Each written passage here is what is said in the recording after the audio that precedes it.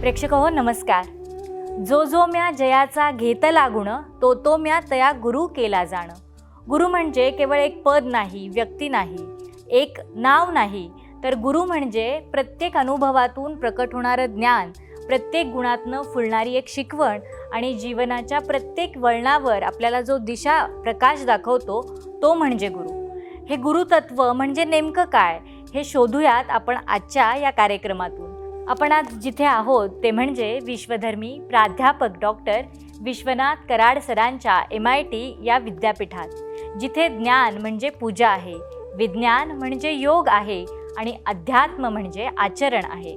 या पवित्र वास्तूमध्ये जिथल्या प्रत्येक स्तंभांनी मूल्य पेलली आहेत, जिथे वास्तुरचना शांतीचा संदेश देते आणि जिथे विज्ञान आणि अध्यात्म एकत्र नांदत आहे, ते म्हणजे कराड सरांचं हे ज्ञान मंदिर.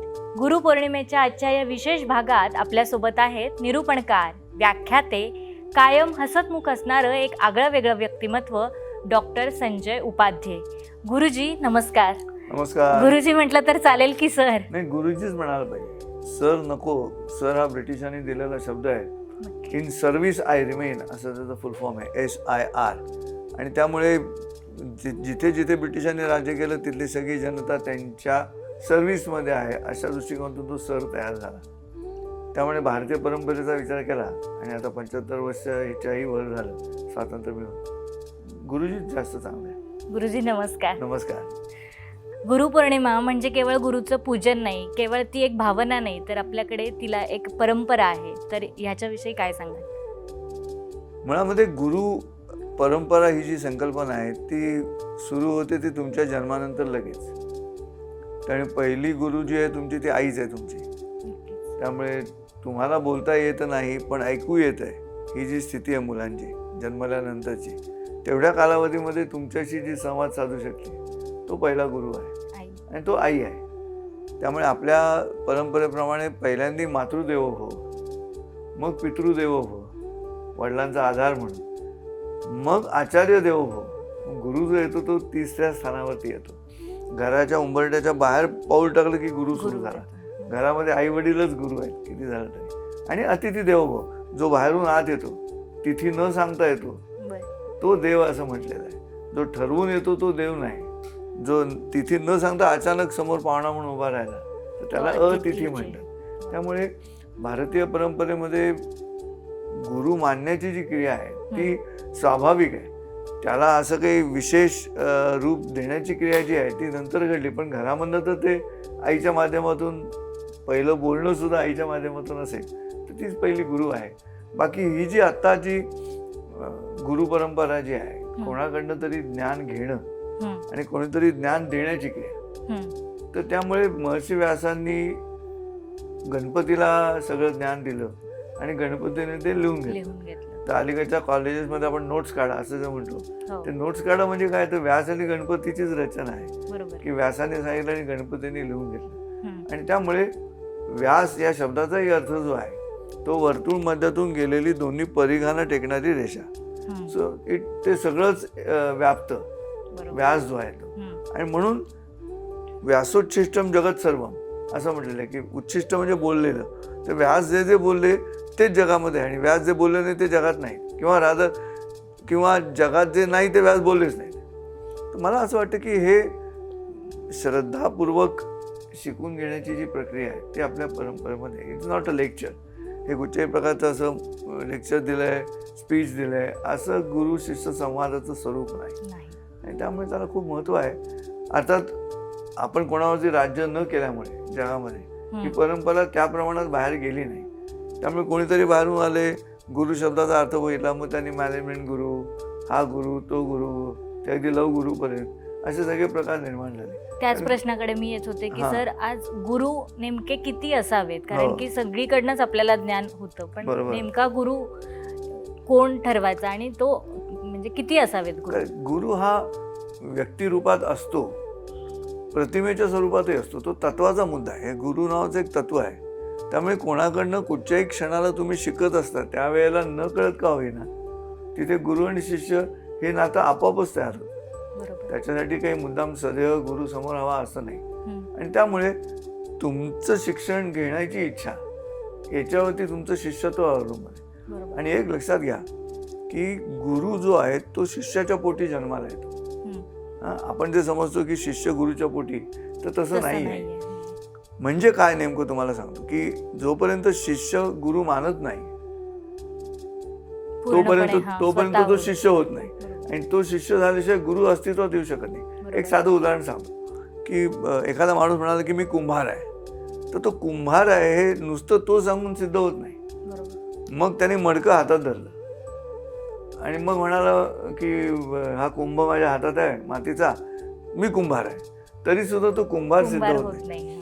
त्या माणसाला मला चाकावर बसलेला असताना तो असा आतून हात फिरून बाहेरून थापट्या मारून ते कुंभ तयार करतो आहे असं जेव्हा समोर दिसतं आणि ते करत असताना तो जेव्हा म्हणतो की मी कुंभार आहे, तेव्हाच तो कुंभार सिद्ध होतो. याचा अर्थ असा आहे की जिवंत माणसाला कर्म केल्याशिवाय सिद्ध होता येत नाही. पण नुसतंच जर एखादं माठ किंवा कुंभ ठेवला असेल तर तो कुंभ निर्जीव आहे. तरी निर्जीव असला तरी तो मात्र सांगत असतो की कुंभार आहे, ज्याची मी आहे कुंभार आहे. त्यामुळे गुरुच्या रचनेमध्ये अलीकडच्या काळामध्ये काय झालंय, व्यक्तिसापेक्ष जास्त महत्व झालंय. त्यामुळे मला नेहमी हा प्रश्न पडतो की जो कोणी म्हणाले की हे मोठे गुरु आहेत, यांचे 1000 शिष्य आहेत, तर मला प्रश्न पडतो की मग पहिला अजून काय करतोय तिकडे, तो शहाणा निघाला. तर गुरुजवळ शहाणं होऊन इनडिपेंडंट होण्याची क्रिया. आउट डिपेंडंट आहे तोपर्यंत गुरु आहे, इनडिपेंडंट झाला की गुरु गेला पाहिजे. कारण भारतीय गुरुतत्वाचा हा मूळ मुद्दा आहे. म्हणून लहानपणापासून 12 वर्ष गुरुगृही जायचं. या गुरुगृही का, तर त्याची शिष्याची मानसिकता, शिष्याची बौद्धिक कुवत, शिष्याची शारीरिक कुवत, शिष्याचं श्रद्धा किती आहे, त्याचं कौटुंबिक परिवाराची रचना काय आहे, हे सगळं त्या 12 वर्षामध्ये गुरुच्या लक्षात. बरोबर. आणि मग गुरु त्याला हळूहळू त्याच्या त्या पद्धतीनं कस्टमाइज आहे. तसं पाहायला गेलं तर गुरुकुल ही संकल्पना जी आहे ती, आता तसं जग बदलते तसं ते शिल्लक राहिलेलं नाही. ते शिल्लक राहिलं नाही एकतर. आणि दुसरं दुर्दैवाचं असं आहे की आमच्या देशामधल्याच काही इंटलेक्च्युअल लोकांनी या भारतीय संस्कृतीतल्या या अत्यंत महत्त्वाच्या परंपरेला त्याचं मूल्य कमी होईल अशा पद्धतीचं बोलणं, अशा पद्धतीची साहित्य निर्मिती, असं सगळं केल्यामुळे जसं शिकत गेला माणूस तसा नास्तिक होत गेला. त्याचा परिणाम आहे. पण शेवटी गुरुला पर्याय नाही, हे तितकंच सत्य आहे. आपल्या महाभारत, रामायण असेल, वेद, उपनिषद ह्याच्यामध्ये सगळ्या संतांनी गुरुचं महात्म्य सांगितलंय. तर गुरु साध्य आहे की साधन आहे? 2 गोष्टी आहेत. गुरु हे साधन आहे, साध्य जे आहे ते वेगळं आहे, ते ज्ञानाच्या स्वरूपात आहे. त्या ज्ञानाच्या स्वरूपामध्ये जाण्यासाठी म्हणून तुम्हाला जो बरोबर घेऊन जातो आहे तो गुरु आहे. त्यामुळे मला गुरु हवा असेल तर ते व्यक्तिसापेक्ष झालं. मला तत्व हवं असेल तर गुरुच्या पलीकडे असणार आहे, ते गुरुच्या नंतर दिसणार आहे. आणि त्यामुळे साधन आहे, ते साध्य असू शकत नाही. पैशासारखंच आहे ते, की पैसा हे साधन आहे, पैसा हे साध्य नाही. आणि त्यामुळे एक शेठजी होता आणि नोटा मोजून मोजून कंटाळला आणि मग कंटाळा म्हणून देवळात गेला आणि जप करायला लागला. तर तो देवळातला परमेश्वर हसला गाभाऱ्यातला. हा म्हणाला, तू हसतोस का? म्हणाला, अरे तुझं मोजणं नाही थांबलं, तू आधी नोटा मोजत होता, आता मणी मोजायला.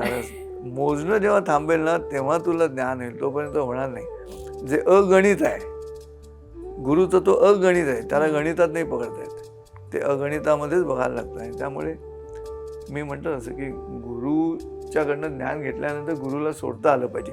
संत जनाबाईचं उदाहरण घेऊ. संत जनाबाईंनी नामदेवांना गुरु केलं, संत नामदेवांना. पण संत नामदेवांना गुरु केल्यानंतर बघा बीजगणितात कसं असतं, A=B, B=C. मग बी कॉमन फॅक्टर आला म्हणून त्याला काढून टाकून A=C हे करतं की नाही. हीच प्रक्रिया गुरुतत्वामध्ये आहे. गुरुचं संधान परमेश्वराबरोबर, कारण गुरु ब्रह्मा, गुरु विष्णू, गुरु देव महेश्वरा, गुरु साक्षात परब्रह्म. त्यामुळे गुरु आणि परब्रह्म ह्याचं नातं आहे आणि गुरु आणि शिष्याचं नातं आहे. आता ह्या प्रक्रियेमध्ये गुरु, शिष्य आणि परब्रह्म ह्याच्यामध्ये गुरु हा कॉमन फॅक्टर होईल कालांतरानं आणि तो बाजूला जाईल आणि मग परब्रह्म म्हणजे परमेश्वर आणि शिष्य असं एकदम संपर्कात येतील. संत जनाबाईंच्या बाबतीमध्ये तेच घडलं की प्रत्यक्ष परमेश्वर त्यांना जात्यावरती मदत करायला आला. याचा अर्थ नामदेव नाहीसा झाला तिकडनं. तर हे लक्षात येणं महत्त्वाचं, साध्य आणि साधनामध्ये. नक्की. कारण ते तुम्ही मुद्दाम साधन करा असं नाही, पण ते आपोआप साधनेकडेच जातं. तुमच्या साधनेवर अवलंबून आहे ते साधन आहे की नाही. सर, आपल्याकडे संगीत म्हणजे कलेमध्ये नृत्य असेल ह्याच्यात गुरु परंपरा आहे, पण अकॅडमिक्समध्ये ती दिसून येत नाही. आजच्या पिढीला गुरु म्हणजे थोतांड वाटतं. तर ह्याच्याविषयी काय सांगा? काय आहे की इंग्रजांनी काय केलं आहे, इंग्रजांना ठाऊक आहे इंग्रज अत्यंत ज्ञानी होते, कपटी होते. त्यामुळे ज्ञानी माणूस जेव्हा कपटी होतो ना तेव्हा ही अडचण निर्माण होते. त्यांनी काय केलं, जे जे भारतीय आहे ते कमी दर्जाचं आहे, त्याच्या पाठीमागे काही शास्त्र नाही, त्याच्यात काही तथ्य नाही, अशी रचना केली. आणि त्यांनी जे जे युरोपियन आहे ते उत्तम आहे असं मांडायला सुरुवात केली. त्यामुळे जे जे युरोपियन आहे ते उत्तम आहे असं तथ्य ब्रिटिशांनी मांडल्यामुळे, नेहमी लक्षात ठेवा प्रेक्षक हो, तथ्य आणि सत्य यात फरक आहे. तथ्याच्या आवरणाखाली सत्य दडवलं जातं आणि तसं भारताच्या बाबतीमध्ये घडलंय की तथ्याच्या खाली सत्य दडवल्यामुळे भारतीय परंपरेतलं जे शास्त्र आहे आता पुन्हा येत आहेत हळूहळू. जसजसे भारतीय माणसं बाहेर देशांमध्ये गेली आणि तिथे आता आपल्या परंपरेचे काही कार्यक्रम म्हणा, काही सण उत्सव म्हणा साजरे करतात, तेव्हा थोडं चिंतन केलं जातं. आणि आज जगामध्ये ज्या पद्धतीची युद्ध चालू आहेत त्या पार्श्वभूमीवर जर विचार केला तर तरुण मुलांचं गुरु या शब्दाकडे येण्याची क्रिया जी आहे ती हळूहळू सुरू होईल. कदाचित ते टी शर्ट आणि जीन्समध्ये असतील पण ते येतील. ह्याचं कारण असं आहे की शेवटी तुम्हाला तिथे येऊन थांबावं लागतंय आणि ते टीचिंग आणि प्रीचिंग या दोन्ही गोष्टी एकत्र आल्या की गुरु जन्माला येतो. नुसतं टीचिंग असेल तर तो प्रोफेसर झाला कॉलेजमधला, नुसतं प्रीचिंग असेल तर नुसता प्रवचनकार झाला. पण teaching and preaching together that is gurukul. आणि ते आमच्या इथे मुलांना कळणं अत्यंत आवश्यक आहे. इंग्रजांच्या शिक्षणामुळे हा मोठा घोळ झाला आहे. त्याला इन्क्विजिटिव्हनेस इंग्रजीमध्ये शब्द आहे, जिज्ञासा. गीतेमध्ये 4 प्रकारचे शिष्य सांगितले, आर्त, अर्थार्थी, जिज्ञासू आणि ज्ञानी. तर ज्ञानीच्या आधीचा कोण आहे तो जिज्ञासू आहे.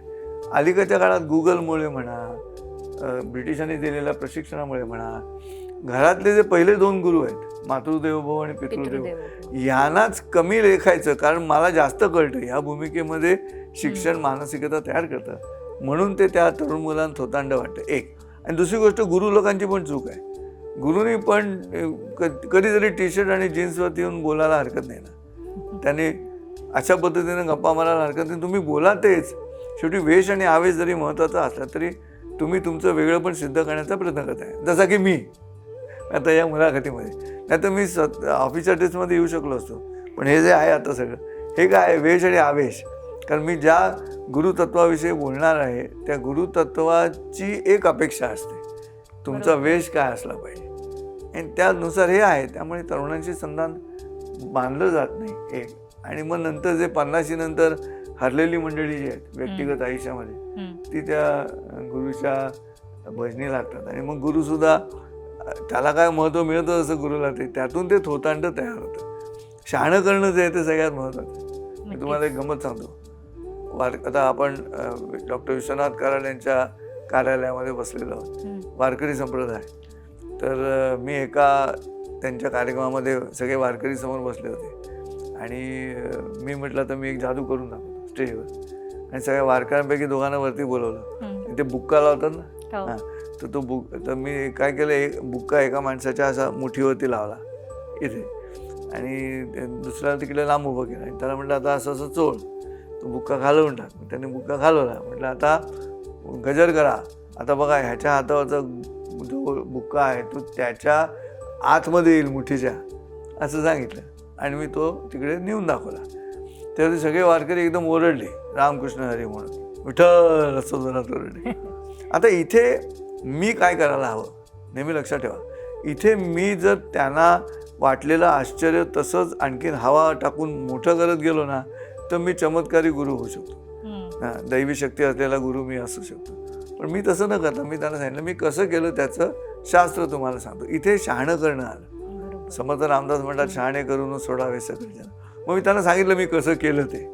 आता तुम्हाला नाही सांगणार पण तिथे त्यांना वारकऱ्यांना सांगितलं कसं केलं ते. सो हे शहाणं करणं जे आहे ते जमलं की तो विद्यार्थी सुटला पाहिजे, डिटॅच झाला पाहिजे गुरुपासून, असं आहे. त्यामुळे तरुण मुलांनाही आकर्षित करता येईल.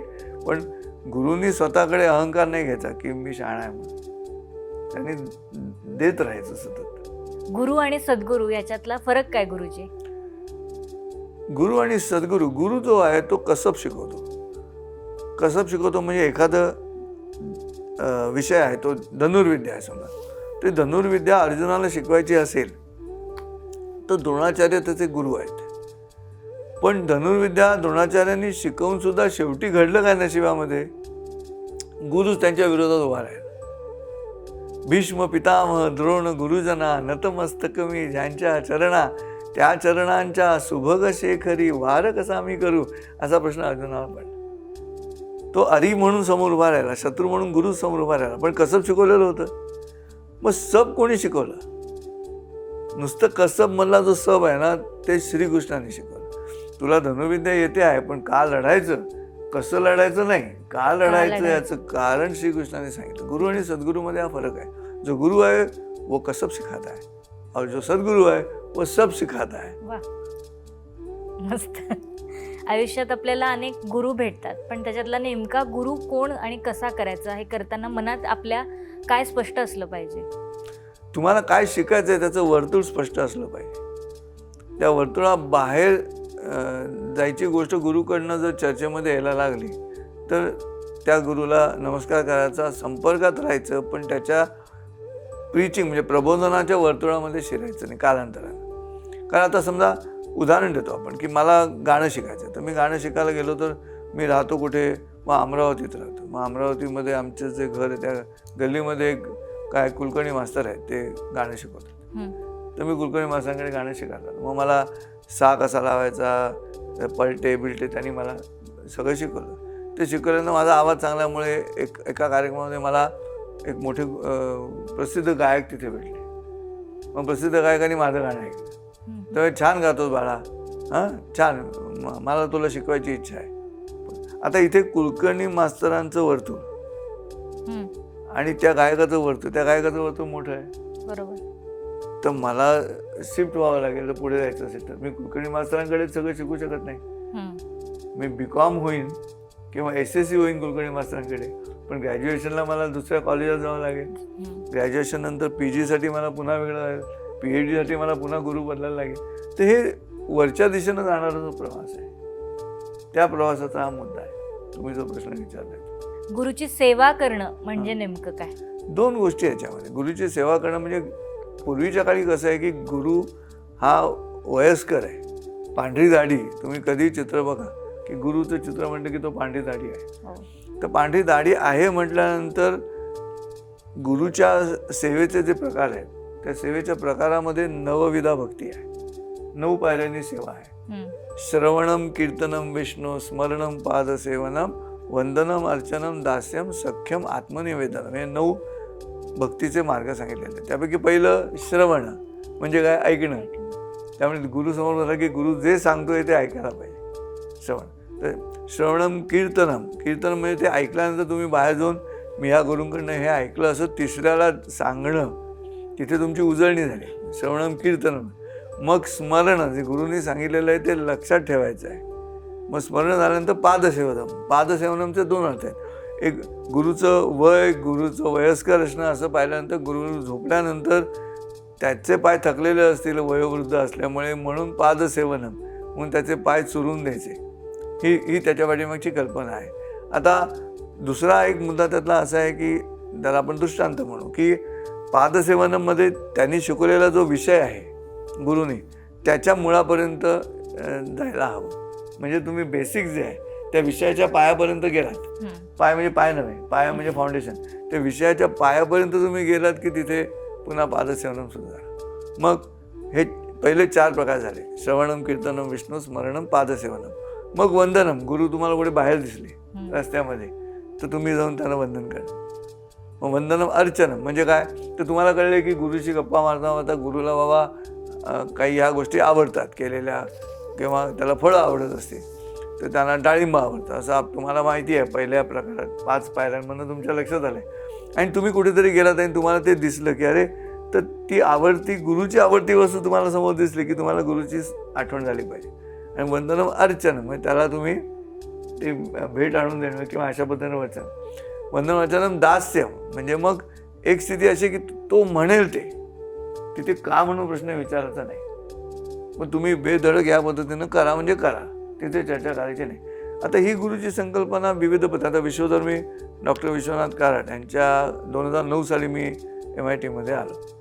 आल्या पहिल्या 4-5 महिन्यामध्येच नेदरलँड्सला कॉन्फरन्स होती आणि जवळजवळ 170 देशातले लोक एकत्र येणार होते आणि कराड सरांचं भाषण होतं, बीज भाषण, की नोट स्पीकर म्हणून कराड सर होते. पण त्याच वेळेला कराड सरांच्या गावी रामेश्वरमध्ये त्यांच्या प्राध्यापकांच्या आठवणींमध्ये अन्नपूर्णा सदन त्याचं उद्घाटन हे त्याच वेळेला आलं.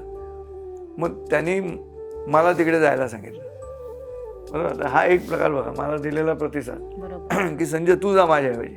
त्यावेळी कराड सरांना जो मान मिळाला तो सगळा मान मला नेदरलँड्समध्ये मिळाला तिकडे. आता आयुष्यामध्ये मी कधी लिमोझिनमध्ये बसलो नव्हतो, ती गाडी एअरपोर्टवरती न्यायला आली, हॉटेलमध्ये अकाचा फ्लॅटच मला देण्यात आला होता बीज भाषणासाठी, कारण हा कीनोट स्पीकर आहे म्हणून. आता कराड सरांनी ही माझी केलेली निवड ही कुठच्या तरी गुणवत्तेवरती असेल, माझी निवड केली त्यावेळेला. आता हीच व्यक्ती मला गुरुकडे कसं बघता आलं पाहिजे, तर हीच व्यक्ती राजबागेमध्ये एक पाहुणे आले होते आणि मी सर आणि ते पाहुणे असते त्या यज्ञकुंडाच्या इथे उभे होतो. तुम्हाला माहिती आहे यज्ञकुंड. तिथे उभे असताना त्यांची निघायची वेळ झाली. त्यावेळेला तिथे एकही शिपाई बाजूला नव्हता, सिक्युरिटी नव्हती बाजूला आणि त्यांच्या गाडीला बोलवून घ्यायचं होतं, कारला त्यांच्या. आता मी तिथेच उभा राहिलो, तुमची कार कुठे आहे असं सर त्यांना विचारत होते. त्यावेळेला सर मला म्हणाले, अरे शुंभासारखा उभा काय राहिला, त्यांनी गाडी घेऊन जा.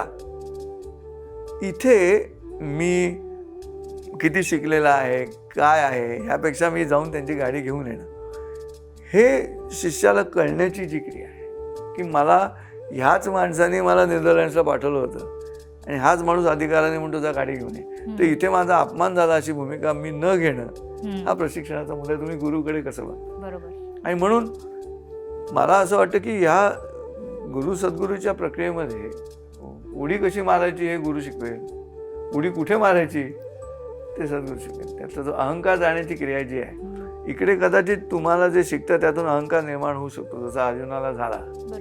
म्हणून एकलव्याकडनं त्यांनी अंगठा मागून घेतला द्रोणाचार्याने, करेक्ट. पण त्याचंही गर्वहरण कोणी केलं तर त्यांनी श्रीकृष्णाने केलं, म्हणजे पुन्हा सद्गुरू आला. सो गुरुकडनं शिकलेल्या ज्ञानाचा गर्व शिष्याला झाल्याबरोबर सद्गुरूंनी त्याचं गर्वहरण करणं. युद्धामध्ये एकलव्य लढताना पाहिला अर्जुनाने, त्यांनी कृष्णाला विचारलं रथ चालवणाऱ्या की श्रीकृष्णा ह्याचा अंगठा तर मागून घेतला होता द्रोणाचार्याने आणि हा कसा काय लढतोय.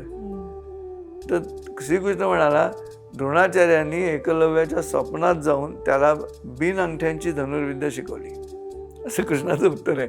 अर्जुनाला कळलं की मी जेवढं शिकलो त्याच्याही पलीकडे काहीतरी शिल्लक आहे आणि ही भावना शिष्यांच्या मनात निर्माण करणं हा ह्या सगळ्या व्यासपौर्णिमेचा हेतू हाच आहे की व्यासपौर्णिमा तुम्ही मन लावून श्रद्धेनं एकदा साजरी केलीत की पहिला मुद्दा काय तर मनातला हव्यास काढून टाकायचा.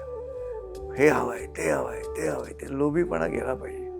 ज्ञान हवं आहे बरोबर आहे, परंतु बाकीचं जगण्यासाठीचा जो आवश्यक भाग आहे, म्हणून हव्यास हा शब्द मराठीमध्ये की आणखीन काहीतरी सतत हवं या भूमिकेमध्ये न राहता सतत ज्ञान हवं आहे या भूमिकेत राहणं, तो शिष्य. नक्कीच. तुम्ही हव्यास शब्द वापरला आणि मग अशी अहंकाराबद्दल सांगितलं.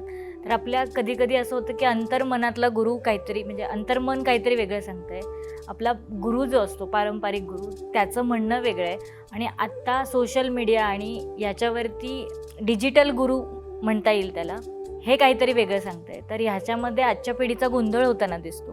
तर ह्याच्याविषयी काय सांगाल. एक लक्षात घ्या की सोशल मीडियावरनं कुठच्याही प्रकारचं ज्ञान दिलं जात असेल तर ते नुसतं ज्ञान नाही दिलं जात, अज्ञान पण दिलं जातं. तुम्ही काही करू शकता, त्यामुळे तुम्ही अज्ञानही करू शकता त्या ठिकाणी. त्यामुळे अज्ञानाचा प्रचार हा ओळखता येण्याचं काम तुम्हाला डिजिटल काही करत नाही, तो दुसरा माणूसच लागतो तुम्हाला. शेवटी तुम्ही अज्ञात त्या बाईचा आवाज ऐकतात ना, इकडं डावीकडे वळा, उजवीकडे वळा, उजवीकडून तिसरी बिल्डिंग, ती कारमध्ये आहे ना तुमचं GPS, तर ते तुम्हाला मार्ग दाखवतो येतो. तर मार्ग दाखवत असताना तुम्हाला निशंकपणे ऐकता येणं. डिजिटल शिक्षण घेतलेल्या मुलांना शंका जास्त तयार होत आहेत आणि तिथे अडचण आहे. निशंक होण्याची क्रिया पाहिजे. जिज्ञासू व्हायच्या ऐवजी ते शंकेखोर व्हायला लागले. त्यामुळे दे डोंट बिलीव्ह एनीबडी. त्यांचा विश्वासच नाही. आईवडिलांवरती विश्वास नाही, शिक्षकांवरती विश्वास नाही. कारण त्यांना असं वाटतं की जे यंत्र आम्हाला ज्ञान देते ते सर्वोच्च आहे. पण यंत्र ज्ञान देताना यंत्राच्या मागे बसलेला माणूस कपटी असू शकतो. तो तुम्हाला ज्ञान देतो, तो तुम्हाला इन्स्टिगेट करू शकतो. पण तुम्ही म्हणाल तिथे आलं म्हणजे बरोबर आहे. तेव्हा इंग्रजीतून सांगतो, एक गोष्ट लक्षात घ्यावी लागेल आम्हाला की westernisation does not mean modernisation. पाश्चिमात्यांचं अनुकरण करणं म्हणजे आधुनिक होणं नव्हे. हे जे कोणी आता चुकून माकून जर या चॅनलवरती तरुण पोरं ऐकत असाल तर लक्षात ठेवायचं. आणि दुसरं, माझा भाचा नेहमी म्हणतो मला की मामा, मेकनायझेशन इज नॉट सिव्हिलायझेशन. त्याचं तेही म्हणणं बरोबर आहे की यांत्रिकीकरण म्हणजे मी सिव्हिलाइज झालो अशी भूमिका घेऊन चालणार नाही. त्यामुळे तरुण मुलांना जो मुद्दा आहे तो हाच आहे की आता त्याच्यावरती किती लक्ष द्यायचं, किती स्मरणात ठेवायचं, किती विश्वास ठेवायचा, किती श्रद्धा ठेवायची, हे तुम्हाला जर कळत नसेल तर विचारा दुसऱ्यांना, तरच ते शक्य आहे. ज्ञानेश्वर माऊलींनी सुद्धा 18व्या अध्यायामध्ये भाष्यकारा ते वाट पुसतो असं म्हटलं. म्हणजे मी गीतेवरती निरूपण करतो, पण आधी जे भाष्यकार आहेत, शंकराचार्य आहेत, मध्वाचार्य आहेत, रामानुजाचार्य आहेत, वल्लभाचार्य आहेत, यांना वाट विचारत विचारत मी आता मला कळलेला अर्थ सांगतो. तर हे जे फिल्टर आहे तो फिल्टर तुम्हाला सोशल मीडिया देत नाही. त्यामुळे तो काहीतरी आले साईट ना ती फॅक्ट चेक करणारी, की तुम्ही आता काय एआयने तर आणखीनच गोंधळ घातलाय. एआयने वाटेल ते करता येतं, लिटरली वाटेल ते करता येतं. तर मी सिगरेट पित नाही, पण तुम्ही माझा फोटो घेऊन एआयवरती गेलात आणि खाली लिहिलं की दिस मॅन इज स्मोकिंग, तर पुढच्या 15-20 सेकंदामध्ये तुम्हाला संजय उपाध्ये असे सिगरेट पिता असा व्हिडिओ येऊ शकतो. त्याच्यावरती विश्वास ठेवायचा की नाही, तिथे ज्ञान आहे. आता कंटेंटमधलं ज्ञानाचा मुद्दा गेला. आता कंटेंटवर विश्वास ठेवायचा का, इथे ज्ञान सुरू होतंय, त्याची काळजी घ्यायला पाहिजे. तुम्ही आता जे सांगितलं त्यालाच धरून मी पुढचा प्रश्न विचारते की तरुण पिढीला अध्यात्म हवं आहे, त्याच्यामध्ये रस आहे, पण ती ट्रेंड्स आणि टेक्नॉलॉजी ह्याच्यामध्ये गुंतलेली दिसते. तर ह्या दोन प्रवाहांमध्ये त्यांना गुरु परंपरेकडे, भारतीय गुरु परंपरेकडे कसं आणायचं?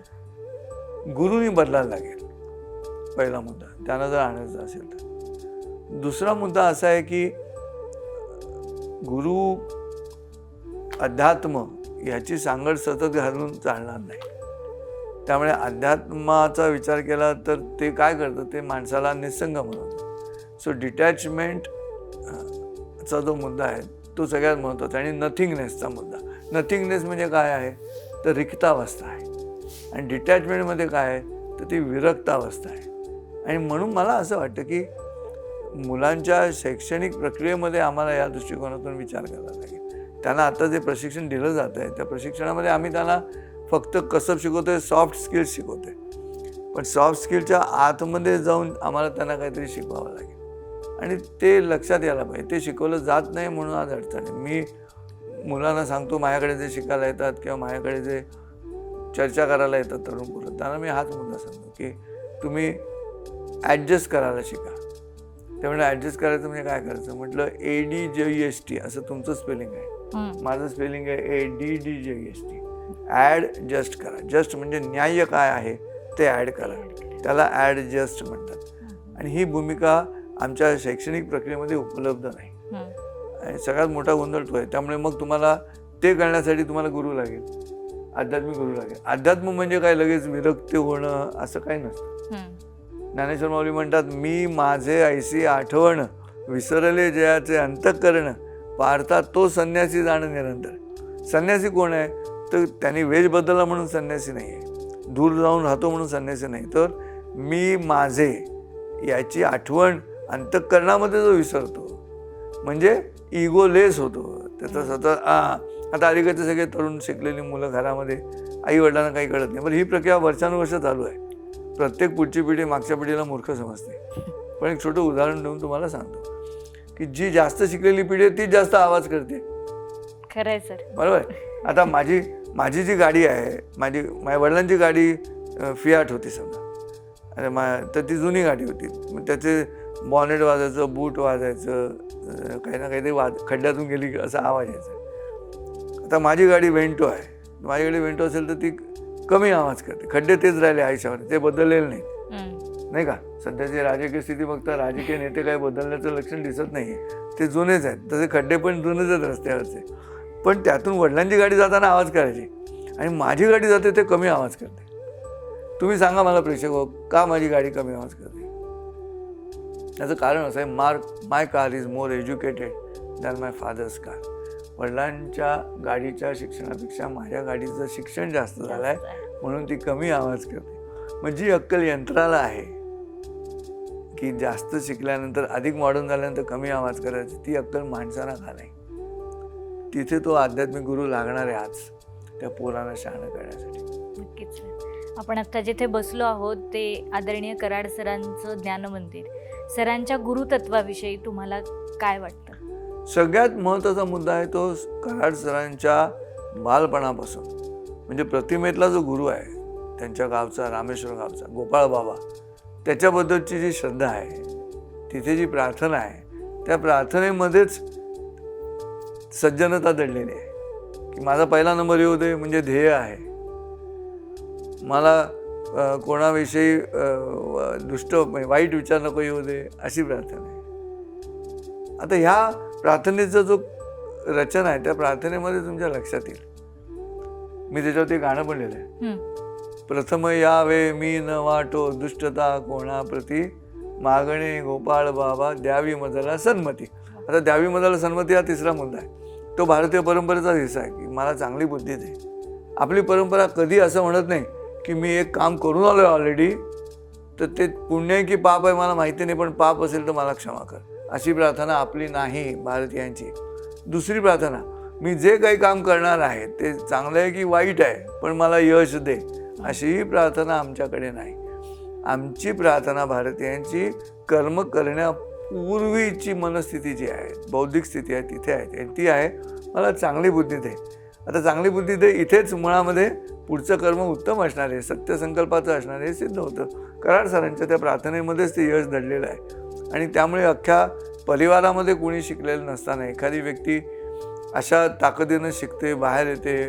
मग त्यांच्या रामेश्वर गावातून माडा गावातून सोलापुरातून पुण्यात COEPमध्ये कॉलेज ऑफ इंजिनिअरिंग पुणेमध्ये तिथे शिकते, इंजिनियर होते, थर्मोडायनॅमिक्समधले एकदम मास्टर होतात तिथे, 20 वर्ष तिथे प्रोफेसर म्हणून नोकरी करतात. आजही जेव्हा त्यांचे जगभरातले शिष्य पुण्यात आले की त्यांना भेटायला येतात, मला असं वाटतं की गुरुतत्व तिथे दडलेलं आहे की ते विश्वनाथ कराड त्या विद्यार्थ्यांना आठवत राहतात. त्याचं फळ जे आहे ते त्यांना नंतर मिळालं. कॉलेजमध्ये असताना शिकत होते फक्त, पण जेव्हा तुम्ही शिकता तेव्हा त्याचं फळ मिळत नाही. शिकणं जेव्हा तुमचं तुम्ही बाहेर जगामध्ये इम्प्लिमेंट करता, प्रत्यक्ष आणता, त्यावेळेला त्याचे रिटर्न्स यायला लागतात. आणि ते आलेले जे त्याचे परिणाम आहेत, त्या परिणामांमधली समृद्धता बघितल्यानंतर ही मुलं येतात कराड सरांकडे आणि त्यांच्या पाया पडतात. त्यामुळे ही गुरुतत्वाची भूमिका आहे. आणि हे करत असताना कराड सर म्हणतात की हे मी काहीच केलं नाही, मी माझं कर्म केलं, त्याच्या परिणामांमधलं मी केलं असं कधीच म्हणू नये असं त्यांचं सांगणं. हां, त्यामुळे कर्मण्यवाधिकार असते मा फलेषु कदाचन, ही जी संकल्पना आहे ती दिसते. एक ते गुरु म्हणून विचार केला तर आज अनेक जण त्यांना आध्यात्मिक दैवी शक्ती प्राप्त झालेली व्यक्ती म्हणून त्यांच्याकडे बघतात. आणि ते आपल्याला अनेक त्यांच्या उपक्रमांमध्ये लक्षात येतं की अरे हे असामान्य होतं, हे विश्वास ठेवण्याजोगं नाही, बिलीव्ह इट ऑर नॉट. त्याचं उदाहरण म्हणजे विश्वातलं सगळ्यात करेक्ट, तो मोठा जो डोम बांधलेला आहे तो तुम्ही विचार करा. शैक्षणिक संस्थेचा संस्थापक जगातला सगळ्यात मोठा शांतीचा घुमट बांधतो, त्या घुमटाच्या आतमध्ये आणि बाहेर मिळून 54 पुतळे 11 फुटी ब्रॉन्झचे. कोणाकोणाचे? तर आतल्या बाजूला जे पुतळे आहेत ते सगळे धार्मिक आणि आध्यात्मिक नेत्यांचे आहेत आणि बाहेरच्या बाजूला आहेत ते सगळे शास्त्रज्ञांचे आहेत. विवेकानंदांचं हे स्वप्न आहे. स्वामी विवेकानंद हे विश्वनाथ कराड सरांचे स्फूर्तीस्थान आहे. विवेकानंदांनी असं जेव्हा म्हटलं की विज्ञान आणि अध्यात्म एकत्र आलं तर जगात शांती लाभेल. आणि वर्ल्ड पीस युनिव्हर्सिटीच आहे, विश्वशांती विद्यापीठच आहे. कारण कराड सरांच्या मनात गेली 40 वर्ष हाच एक ध्यास आहे की विश्वशांतीच्या दिशेनं आपण काय करू शकतो. आणि ते करताना विवेकानंदांचं ते जे स्वप्न होतं की विज्ञान आणि अध्यात्म एकत्र आणण्याचं, ते प्रत्यक्ष सदैव माणसांच्या माध्यमातून नाही पण किमान पुतळ्यांच्या माध्यमातून तरी डोळ्यांना दिसावं अशी सगळी रचना त्यांनी तिथे तयार केलेली आहे. आणि हे त्यांच्या त्या ध्येयाप्रती जाण्याची प्रक्रिया आहे. त्यांच्या प्रयाग अक्का मोठ्या भगिनीने सांगितलं की तुला जर इंद्रायणीचं पाणी अशुद्ध वाटत असेल तर तू लाव इथे काय दिवे लावतोस ते म्हणजे शुद्ध कर. पण ते सांगितल्या क्षणाला देह निर्मिती होती. कारण का बहिणीवरची श्रद्धा. तेव्हा देह निर्मिती होण्यासाठी तुम्हाला श्रद्धा असणं आवश्यक आहे आणि मग त्याचं ऐकलं गेलं पाहिजे. मग ते कसं ऐकायचं, ते डिवोट ऐकायचं म्हणजे भक्त होऊन ऐकायचं. वोट म्हणजे मत इंग्लिशमध्ये, वोट नाही अशी स्थिती म्हणजे डिवोशन म्हणजे भक्त. तसं त्यांनी ऐकलं. त्यामुळे त्यांच्या व्यक्तिगत आयुष्यातले ही जी गुरुमंडळी आहेत, प्रयागक्का असतील किंवा अशा पद्धतीनं त्यांना थर्मोडायनामिक्स शिकवणारे कोणी सर असतील, त्यातून निर्माण होणं, त्यातून श्रद्धेमुळे ध्येय निर्माण झालं. दुसरा भाग आहे तो आध्यात्मिक गुरु असण्याचा. त्यांना खरं सांगू, मला नेहमी असं वाटतं की ते ज्या कुठच्याही प्रकारचा ॲनालिसिस न करता, मीमांसा न करता, संशय न घेता विश्वास ठेवणं हा कित्येक वेळा नुकसानदायक असू शकतं, पण ते लाभदायक पण आहे. तर स्वभाव जर तो निरामय आहे. आणि त्यामुळे प्रामुख्यानं 2 त्यांच्या बोलण्यामध्ये येणारे माणसं आहेत आणि ती आहेत शेलार मामा आणि दुसरे आहेत कर्वे गुरुजी. त्यामुळे ही दोन्ही माणसं त्यांच्या व्यक्तिगत आयुष्यामध्ये आध्यात्मिक या दृष्टिकोनातून आहेत आणि तिथे करार सरांना स्वतःचं मत नव्हतं, त्यामुळे ते डिवोटी आहेत तिथे. त्यामुळे ते स्वतः त्यांचे गुरु म्हणून एक आदर्श निर्माण करतात, शिष्य म्हणून, आणि स्वतः गुरु म्हणून एक आदर्श निर्माण करतात.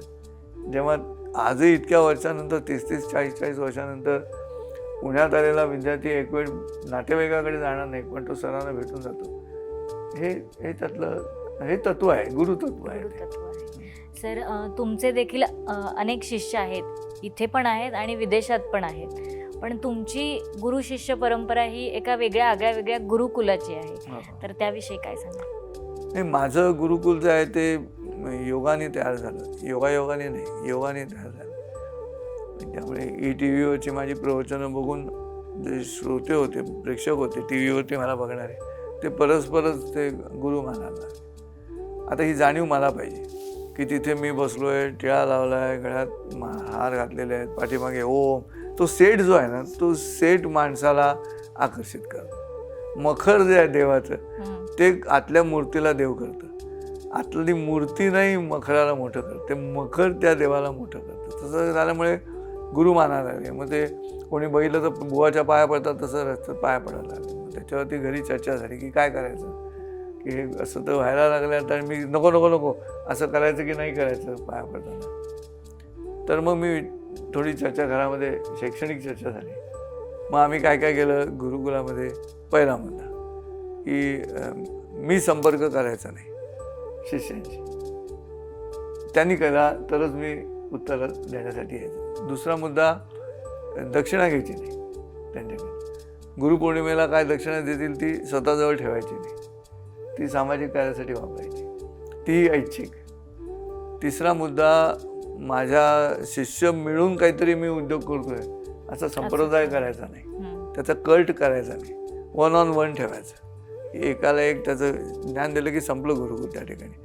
दुसरा शिष्य आणि मी तिथे गुरुकुल संपलं.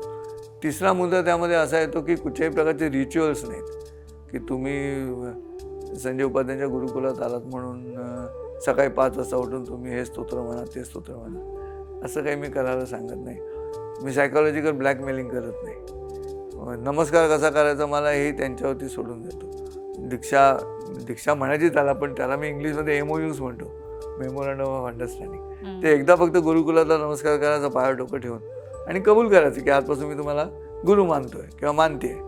ते झाल्यानंतर पुढचा नमस्कार तुम्ही असा केलं तरी मला चालतो, असं तो कधी वाकून करायला पाहिजे अशी पण अट नाही. इतकं ते मुक्त गुरुकुलाची रचना. आणि त्यामुळे अनेक उच्च शिक्षित लोकांना सुद्धा ते आवडतं, कारण विधींमध्ये बांधलेली प्रक्रिया नाही की आम्ही ह्या संप्रदायाचे आहोत, आम्ही ह्याचे आहोत, असं आहे, हा असंच करायला पाहिजे अशी काही माझ्याकडे अट नाही. आणि शेवटचा मुद्दा असा की समजा 1 वर्षभर ज्यांनी माझ्याकडनं दीक्षा घेतली त्यांनी 1 वर्षभर मला संपर्कच केला नाही, बरोबर आहे, तर याचा अर्थ मी यशस्वी गुरु म्हणून.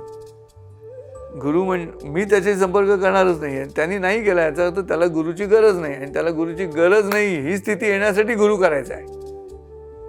आलं लक्षात तुझ्या? मी काय म्हणतो, तर मी स्वतंत्र व्हायला पाहिजे. मला तंत्र कसं आहे ते स्वतंत्र, ते तर एकदा तो स्वतंत्र झाला तर गरज नाही. मग त्याने आता हे जे सरांना भेटायला येतात, कराड सरांना, ते काय दररोज भेटायला येतात काय? नाही. आता शिकागोमधला विद्यार्थी दररोज कशाला येईल, पण तो जेव्हा डिसेंबरमध्ये भारतात येतो त्याला तो आवर्जून येऊन भेटतो. हे स्मरणाची भेट आहे, ही ज्ञानार्जनासाठीची भेट नाही आहे. त्यामुळे माझ्या गुरुकुलामध्ये असं मोकळं वातावरण आहे. त्यामुळे तिथे कुठल्याही प्रकारचं बंधन नाही. तुम्ही संपर्क केला तर मी आहे, तुम्ही नाही केलात तर मी नाही आहे. तुम्हाला नाही संजय उपाध्याय नाही आवडला गुरु म्हणून, पाणी पिओ छान के गुरु करो जान के असं म्हटलेलं आहे. तुम्हाला नाही आवडला गुरु तर तुम्ही संपर्क करू नका माझ्याशी. मी नाहीच चौकशी करणार आहे तुम्ही आहात की नाही.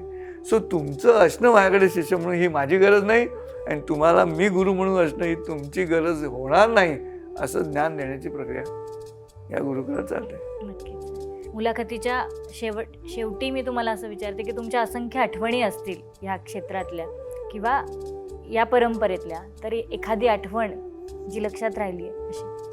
नाही, आता अनेक तू म्हणतोस तशा अनेक आठवणी आहेत, परंतु आता गुरुचं ऐकायचं असं म्हटल्यानंतर एक शिष्य आहे आणि नामांकित गायिका आहे, आणि त्यांचे त्या हिंदी सिनेमाच्या गाण्यांचे भरपूर कार्यक्रम चालायचे आणि भरपूर हाऊसफुल जायचे. पण जेव्हा ती गुरुकुलामध्ये आली तेव्हा मी म्हटलं तुझं गाणं कुठं आहे असं तिला विचारलं. म्हणजे काय म्हटलं, आधी गायलेली गाणी तू परत झेरॉक्स कॉपी करतेस, गातेस चांगली, पण तुझं गाणं कुठं आहे? हे तुझी गाणी नाहीत नाही, मग काय करायचं? म्हटलं आता बघा हाऊसफुल जाणारा शो आहे आणि गुरु म्हणतो तो कार्यक्रम बंद करतो आणि स्वतंत्र गाण्यांची तयारी करू आपण. इथे तो ऐकणं, तसं ऐकलं आणि तो कार्यक्रम बंद. सगळ्यांनी तसं पाहायला गेलं तर व्यावहारिकदृष्ट्या खोळेपणा होता तो हाऊसफुल जाणारा कार्यक्रम सोडून देणं. पण हा मुद्दा पटणं की तुझं गाणं कुठं आहे ते जास्त महत्त्वाचं आहे. शेवटी पौरसची जी कथा आहे किंवा छत्रपती महाराजांची, शिवाजी महाराजांची कथा आहे, तोच मुद्दा आहे. मी किती मोठा राजा आहे महत्त्वाचा नाही, मी राजा आहे हे महत्त्वाचं असेल तर मला दुसरा राजा जशी वागणूक देईल तशीच द्या. पौरसचं उत्तर हेच आहे सिकंदरला की एक राजा दुसऱ्या राजाला कसं वागवेल तसं मला वागव, असं पौरसाने सांगितलं. ती भूमिकाच आहे. तर सिकंदर तर खूपच मोठा होता. त्यामुळे मी शिष्याचं तारा असणं आणि ग्रह असणं यात फरक आहे. ग्रह नेहमी परप्रकाशी असतो. त्यामुळे मला असं वाटतं की ही एक आठवण मोठी चिरंजीव आठवण आहे. तसं पाहायला गेलं की कोणीतरी व्यावहारिकदृष्ट्या अत्यंत नफ्यात असणारी गोष्ट गुरूंनी सांगितलं म्हणून थांबवतो, आणि आता इतक्या वर्षांचं त्याचं फळ आहे, त्याचं फळ नाही असं भाग नाही, पण स्वतंत्र अस्तित्वाचा मुद्दा आहे. तर ते सगळ्यात महत्त्वाचं की माझं काय, मी गुरुकडनं शिकलो बरोबर आहे, पण माझं काय स्वतःचं. हां, म्हणून गुरुची नक्कल करणं, म्हणून नकला हा जो शब्द आहे ना, त्यात न कला म्हणजे कला नाही, न कलामध्ये कला नाही, इमिटेशन आहे. तिथे तुम्ही म्हणाल तिथे कसब आहे, पण तिथे सब नाही असं आहे. त्यामुळे एक, आणि दुसरी गोष्ट मी म्हणतो असं की मी फार त्यावरती चिंतन करत नाही. आपण आजच्या या गुरुपौर्णिमेच्या निमित्ताने चर्चा करत आहोत माझ्या गुरुकुलाची. हा काही जाहिरातीचा मुद्दा नाही की माझं गुरुकुल असं आहे. तुम्ही प्रश्न विचारल्यामुळे मी तुम्हाला उत्तर दिलं की मला असं वाटतं की असं गुरुकुल असावं की जिथे शिष्य मुक्त असला पाहिजे. शिष्याला गुरुचं भय नाही वाटतं का की मी हे केलं तर चालेल का, ते केलं तर चालेल का, असं नाही. गुरुनी सांगायचं हे कर किंवा करू नको, पण त्यांनी प्रश्न विचारला तरच सांगायचं. आणि ही प्रक्रिया जी आहे ती महत्त्वाची. गुरुपौर्णिमेच्या दिवशी आता महर्षी व्यासांनी जिथे ज्यांच्या नावाने आहे पौर्णिमा त्या ह्याच्यावरती येऊन आपण संपवू की व्यासांना जेव्हा हे सगळं पुराण, उपनिषद, महाभारत सांगायचं होतं तेव्हा त्यांनी ब्रह्मदेवाला विचारलं की मला कोणीतरी माणूस हवा आहे, लेखनिक. ब्रह्मदेवाने गणपतीला पाचारण केलं आहे. मग गणपतीला असं वाटत होतं की मी इतका ज्ञानी आहे की यांनी मला काहीतरी सांगावं आणि मी लिहून घ्यावं, डिक्टेट करावं. मग गणपतीने अट घातली व्यासांना की तुम्ही न थांबता सांगा, कारण मी डावीकडून उजवीकडे येतो आणि तिथूनच उलटा लिहितो. मी तिकडचं उजवीकडची लेखणी डावीकडे आणून पुन्हा दुसरं वाक्य लिहित नाही. मी असा गेलो की असा परत येतो. तेव्हा तुम्ही न थांबता सांगा जे काय सांगायचं ते. आणि महर्षी व्यास म्हणाले की ठीक आहे, पण मी ते सांगतो ते समजून लिही. मला असं वाटतं हे समजून लिहीमध्ये तो वेळ असणार आहे, त्या ठिकाणी कालावधी असणार आहे. त्यामुळे गुरुपौर्णिमेच्या दृष्टिकोनातून विचार केला तर महर्षी व्यास आणि गणपती यांच्या नात्याचाही विचार केला तर आज आपण जग छोटं होत चाललं आहे. जग छोटं होत चाललं आहे लहान होत चाललं आहे. बसल्या जागेवर तुम्हाला कोणतीही माहिती मिळते. त्यात कृत्रिम बुद्धिमत्ता हा आणखीन एक महत्त्वाचा भाग सध्या आलेला आहे. मला असं वाटतं की कृत्रिम बुद्धिमत्तेचा वापर मानवाच्या हितासाठी व्हायला पाहिजे. मानवाचं नुकसान त्यातून होता कामा नये. त्यामुळे मी परत कुठे वाटलं की कृत्रिम बुद्धिमत्ता आणि नैसर्गिक मूर्खपणा असं एकत्र चालू आहे. तर तो नैसर्गिक मूर्खपणा कमी व्हायला पाहिजे कृत्रिम बुद्धिमत्तेमुळे. पण शेवटी माणूस हे तत्व त्यातलं महत्त्वाचं आहे. आणि जिथे माणूस आहे तिथे शिष्य असणार आहे. जन्मजातच असणार आहे तो आईपासून. आणि मग तो शिष्य आहे म्हणजे गुरु अस्तित्वात आहे. तर मला वाटतं की हळूहळू सारं जग या गुरुसंकल्पनेखाली येईल. सर्व वाचनकरांनी गुरुविषयी जे जे अनादारानं उल्लेख करतात, साहित्य निर्माण करतात, गुरुवरती विनोद करतात. अत्यंत ज्ञानी प्राध्यापकांनी माझ्या प्रश्नाला मी प्रश्न विचारला होता बाहेरच्या माणसांनी दूरदर्शनवरती की गुरु आणि सद्गुरू यातला फरक काय. तेव्हा त्यांनी विनोदी उत्तरं द्यायचा प्रयत्न केला होता. पण त्यांनी मूल्य कमी होतं. गुरु म्हणजे शहाणा आणि सद्गुरू म्हणजे दीड शहाणा हे त्यांचं जे उत्तर होतं ते चुकीचं आहे. भारतामध्ये या पद्धतीनं अवमूल्यन होत राहतं. ब्रिटिशांनी केलंच, पण आमचीच माणसं जेव्हा भारतीय परंपरेचं अवमूल्यन करतात, काही विचित्र मनामध्ये पूर्वापार आलेली शत्रुत्व किंवा पूर्वापार आलेलं वैमनस्य, पूर्वापार आलेले गैरसमज एक पूर्वग्रह करून घेतलेला आहे. त्यातून भारतीय परंपरेचं नुकसान होतं किती वेळा. त्यामुळे तुम्ही माझी मुलाखत घेतली आज या ठिकाणी व्यासपौर्णिमेच्या निमित्तानं, त्याबद्दल तुमचे मनपूर्वक आभार. विश्वशांती दर्शन चॅनलचे मनपूर्वक आभार. त्यांनी जरूर हा चॅनल बघावा, सबस्क्राईब करावा आणि त्याचा प्रचार करावा. गुरुतत्वाचं सजीव रूप म्हणजे विश्वधर्मी प्राध्यापक डॉक्टर विश्वनाथ कराड सरांच्या या ज्ञानमंदिरात आज आपण गुरुतत्व इतक्या सहज सोप्या पद्धतीनं समजावून सांगितलं. गुरुतत्व उलगडून सांगणारा हा भाग नक्कीच प्रेक्षकांना पण आवडला असेल. नवीन विषयासह आपण पुन्हा भेटूयातच. आज तुम्ही इतकी सुंदर माहिती सांगितली त्याच्याबद्दल गुरुजी तुमचे मनापासून आभार. नमस्कार. काय मी पामर जाणे अर्थभेद वदवी गोविंद त्याची वदे. आपुल्या बळे नाही मी बोलतो सखा कृपावंत वाचा त्याची. ह्या जगद्गुरू संत तुकाराम महाराजांचाच विचार मनात घेऊन मी या ठिकाणी थांबतो. नमस्कार. नमस्कार.